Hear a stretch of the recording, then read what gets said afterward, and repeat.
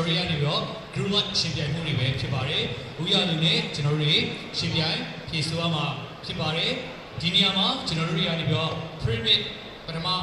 ဆုံးမှာရှင်းပြခဲ့တယ်ပဲเนาะ pyramid ပုံစံနဲ့ကျွန်တော်ရှင်ပြိုင်သွားမှာဖြစ်တယ်။ category alike ရွေးချယ်မှုမှာအောက်ဆုံးရမှတ်ကျွန်တော်5မှတ်ကနေစပြီးတော့ရွေးချယ်ရမယ်။ရွေးချယ်ပြီးတော့မှမိဖို့ကိုဖြည့်ဆိုရမယ်။ရွေးချယ်တဲ့နေရာမှာကတော့ကျွန်တော်တို့တွေလောလောဆယ်ပထမဦးဆုံးမိကုန်းကိုအခု round number 2မှာအမြင့်ဆုံးရမှတ်ရရှိထားတဲ့ Eureka team ကစတင်ပြီးတော့ category ကိုရွေးချယ်ပြီးတော့ဖြည့်ဆိုရမယ်။အဲ့ဒီနောက်တွေမှာတော့သက်ဆိုင်ရာမိကုန်းလိုက်ကိုဖြည့်ဆိုမှန်ကန်တဲ့သူကနောက်ထပ်ဘယ်မိကုန်းကိုဖြည့်ဆိုမလဲဆိုတာကိုဆက်လက်ပြီးတော့ရွေးချယ်ပိုင်လို့ရှိမယ်။ဟုတ်ပြီနော်။တော့ပါတယ်နော်။အဲ့တော့ဒီဘက်က Eureka team ပြန်ပြီးတော့ ready ဖြစ်ပြီလား။ဒီဘက်ကရော Okay ready ပဲဆိုရင်ကျွန်တော်တို့စပါမယ်သူတို့ ready ဖြစ်ပေမဲ့ကျွန်တော်မဖြစ်သေးပါဘူးခဏလေးပါဘာလို့ကျွန်တော် timer လေးဖွင့်ထားလိုက်ပါအောင်မယ် Okay ဒါဆိုရင်တော့ကျွန်တော်တို့ category pyramid စပါပြီအနည်းဆုံး Eureka team ကနေပြီးတော့ဘယ် category ကိုစပြီးတော့ဖြည့်ဆိုလဲရွေးချယ်ပေးပါ General Maths ရဲ့ရမှတ်5မှတ်တန်လေးကိုစပြီးတော့ဖြည့်ဆိုမှာဖြစ်ပါတယ်ဒါပါပြီOkay, inventory ရဖြစ်ပါတယ် A ရဲ့မှားပါတယ် D မှန်ပါတယ်ခင်ဗျာ Eureka team မှာကျွန်တော်၅မှတ်ရရှိသွားပါတယ်အဲ့တော့ Eureka team မှာ pyramid လေးပြန်ပြပေးပါခင်ဗျာ Eureka team မှာဆက်လက်ပြီးတော့ General Maths ရဲ့10မှတ်တောင်ဖြည့်မလား Geometry ရဲ့5မှတ်ဖြည့်မှာ Calculus ရဲ့5မှတ်ဖြည့်မလားကိုရွေးချယ်ပေးပါGeneral Maths ကိုပဲထပ်မံပြီးရွေးချယ်ပါတယ် General Maths ရဲ့10မှတ်တန်မေးခွန်းဖြစ်ပါတယ်ခင်ဗျာ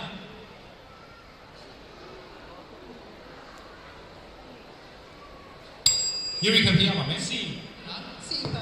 မှန်ပါတယ်ခင်ဗျာ10မှတ်ရရှိပါတယ်အဲ့ဒါကြောင့်လို့ Eureka team မှာအခုချိန်မှာရမှတ်285မှတ်ရရှိထားပြီးတော့ Infinity team မှာတော့ရမှတ်130ရရှိထားပါတယ်နောက်ထပ်မေးခွန်းရွေးချယ်မှုမှာ General Mathsအမှတ်20ရွေးမလား Geometry 5မှတ်ရွေးမလား Calculus 5မှတ်ရွေးမလား Eureka team ရွေးပါ General Maths ရဲ့ရမှတ်20ကိုထပ်မံပြီးရွေးချယ်ပါတယ်ခင်ဗျာ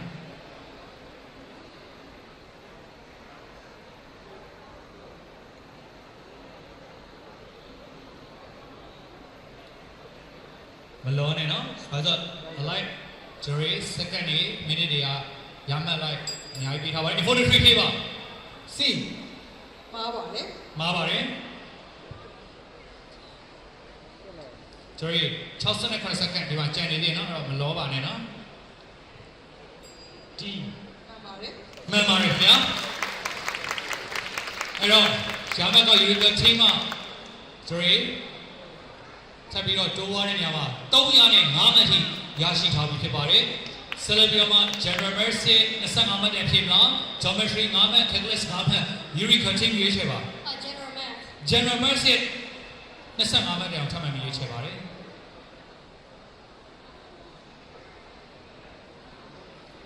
136 စက္ကန့်အောင်ရှိပါတယ် Eureka C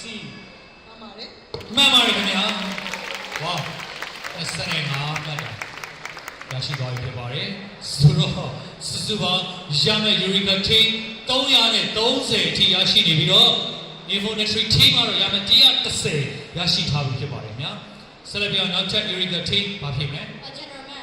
General Maths ရဲ့အမြင့်ဆုံးရမယ့်30မှတ်ကိုရွေးချယ်ပါတယ်အချိန်ကြီးအများကြီးရှိတဲ့ကြောင့်မတင်ချာလေးတွက်ပြီးမှဖြည့်ဆို့ပေးပါ Okay မေးခွန်းပြပါခင်ဗျာစက္ကန့်180အောင်ရပါတယ်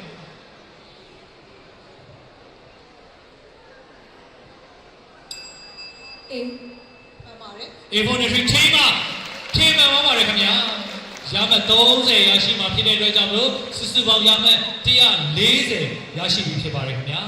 အဲ့တော့ကျွန်တော်တို့ရဲ့ General Maths ကတော့အကုန်လုံးဖြည့်ဆို့ပြီးဖြစ်သွားတာဖြစ်တဲ့ကြောင့်မလို့ဒီက Infinity team ကနေပြီးတော့ဆက်လက်ပြီးတော့ရွေးချယ်ရမှာဖြစ်ပါတယ် Geometry ဖြည့်မလား Calculus ဖြည့်မလား Geometry ရဲ့ရမှတ်5မှတ်ကိုစပြီးတော့ရွေးချယ်လိုက်ပါပြီခင်ဗျာမေးခွန်းပြပေးပါOkay, infinity team. D. ခဏလေး ဘယ်ဘက်ကနှိမ့်လိုက်တာလဲဒီဘက်က infinity ကနှိမ့်လိုက်တာပါ infinity ကနှိမ့်လိုက်တာပါ B မှန်ပါတယ်ခင်ဗျာ infinity ကနှိမ့်တယ်တဲ့ဟိုဘက်ကအချက်ပြပါတယ်နော်ဒီပါလေ B square မှန်လား မှန်ပါလေ မှန်တယ်နော်ဟုတ်ပြီအဲ့ဆိုရင် infinity team မှာရမှတ်9မှတ်ရရှိမှာဖြစ်ပါတယ်ခင်ဗျာဟုတ်ပြီအဲ့တော့ညီမလေးနဲ့တော်တော်လေးခေါင်းမှုနေပြီအခုလည်းတော့ခေါင်းမှုနေပြီပေါ့မှာဟုတ်ပြီအဲ့တော့ geometry 7မှတ်ရေးမလား calculus 9မှတ်ရေးမလား calculus 9မှတ်ကိုရွေးချယ်ပါတယ်မေကုန်းပြပေးပါခင်ဗျာ Okay Eureka B မှန်ပါတယ်ခင်ဗျာ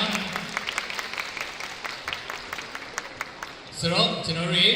အခုလောလောဆယ်ရှင်းပြမှုအပြီးမှာတော့ infinity team ကစုစုပေါင်းရမှတ်က145မှတ် Eureka team ကစုစုပေါင်းရမှတ်335မှတ်ရရှိထားပါတယ် general message ဖြည့်ဆိုမှုအားလုံးပြီးဆုံးထားပြီအခု geometry နဲ့ calculus မှာဘယ်မိကုန်းကိုဆက်ပြီးတော့ဖြည့်ဆိုပါမယ် calculus ရဲ့10မှတ်တန်ကိုရွေးချယ်ပါလိမ့်များ calculus 10မှတ်တန်မိကုန်းလာပါပြီ infinity team B မှန်ပါတယ်ခင်ဗျာ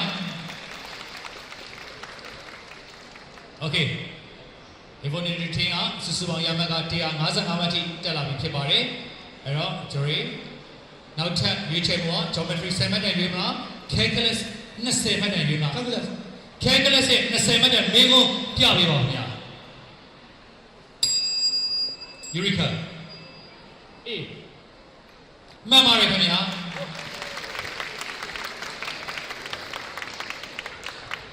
ဆိုတော့လက်တလုံးမှာ information team 155မှတ်နဲ့ Eureka team 355မှတ်ရရှိထားပြီဖြစ်ပါတယ်ဒီတွေကနောက်ထပ်မိကုန်းရွေးချယ်မှုက geometry calculus ဘယ်ရွေးမလဲ geometry 10မှတ်တန်မိကုန်းလာပါပြီခင်ဗျာ Okay Eureka Wow see Okay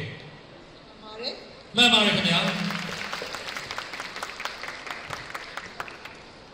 ဆိုတော့ကျွန်တော် infinity team 155မှတ် Eureka team 365မှတ်ဖြည့်ဆို့ဖို့မိကုန်းကျွန်တော်5ခုပဲကျန်ပါတယ် geometry မှာ20မှတ်တန်နဲ့ calculus မှာ25မှတ်တန်ကိုဆက်လက်ပြီးတော့ Eureka team ရွေးပါ geometry ရဲ့20မှတ်တန်ကိုဆက်လက်ပြီးတော့ရွေးပါတယ်မိကုန်းပြပေးပါခင်ဗျာခဏလေးခုမှပါတယ် Eureka ဖြည့်ပါ Wow see မှန်ပါတယ်ခင်ဗျာ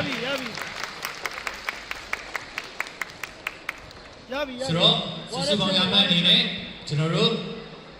Eureka team မှာ385မှတ်ရရှိထားပြီဖြစ်ပါတယ် infinity team မှာတော့155မှတ်ပါကဲ Eureka ပါရွေးမယ်သူကတစ်ခုချင်းစီကိုရွေးတာဟုတ်ပြီဗျ geometry နောက်ထပ်မိကုန်း25မှတ်ကျန်လာပါပြီခင်ဗျာ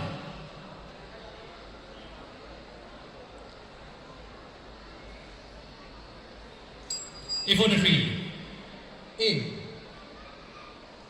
နဲ့ဆရာမခဏလေးနော်မှားပါတယ် Eureka team ကတော့ဖို့အချိန်ရှိပါတယ် second 100နီးပါးချန်နေပါသေးတယ်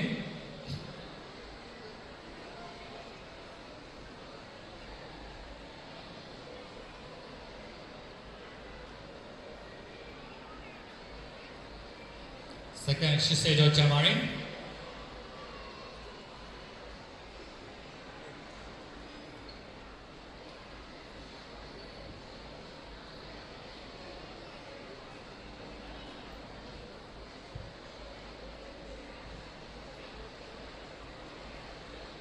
second 60ကျန်ပါတယ်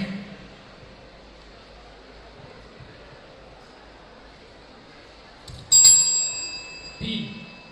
မှန်ပါတယ်ခင်ဗျာ infinity team နဲ့ရမှတ်155မှတ် Eureka team နဲ့ရမှတ်410ထိရရှိထားပြီဖြစ်ပါတယ်အဲ့တော့ premier chat လေးပြန်ကြည့်ပြအောင် geometry မှာ30မှတ်နဲ့ကျန်မယ် calculus မှာ25မှတ်နဲ့30မှတ်နဲ့ကျန်ပါတယ်ဘာဆက်ရွေးမလဲ geometry ရမှတ်30ပေးနဲ့မိကုန်းပြပေးပါခင်ဗျာ second 180ရပါတယ်ခင်ဗျာတေချာတွက်ပြီးမှဖြည့်ပေးပါချိန်ရပါတယ် Okay Eureka ဖြေပါ ပါတယ် ဝါမှန်ပါတယ်ခင်ဗျာရမတ်30သွားပေါင်းတဲ့နေရာမှာတော့ Eureka team ကစုစုပေါင်းရမတ်440ရရှိထားပြီးတော့ Infinity team ကတော့ရမတ်155မှတ်ရရှိထားပြီးဖြစ်ပါတယ်ဆိုတော့ရွေးချယ်စရာကတော့ကျွန်တော်တို့မရှိတော့ပါဘူးဆက်လက်ပြီးတော့ဖြည့်ဆို့ဖို့အတွက် Catalyst ရဲ့25မှတ်တန်စီကိုသွားမှာဖြစ်ပါတယ် Catalyst 25မှတ်တန်လေးကိုပြပါမယ်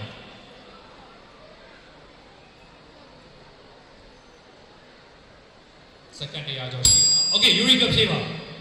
C မှန်ပါတယ်ခင်ဗျာ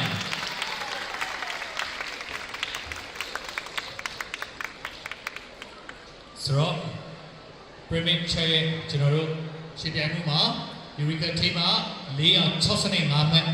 Infinity team မှာရမတ်155မှတ်နဲ့ဖြည့်ဆို့ဖို့အတွက်မေကွန်တစ်ခုပဲကျန်ပါရယ်ရွေးစရာမလိုတော့ပါဘူးနောက်ဆုံးပိတ်ချန်တာကတော့ကျွန်တော် Catalyst ရဲ့30မှတ်တန်မေကွန်ဖြစ်ပါတယ်ခင်ဗျာမေကွန်ပြပါဘလောနဲ့နော်30မှတ်ကြီးတော့နော်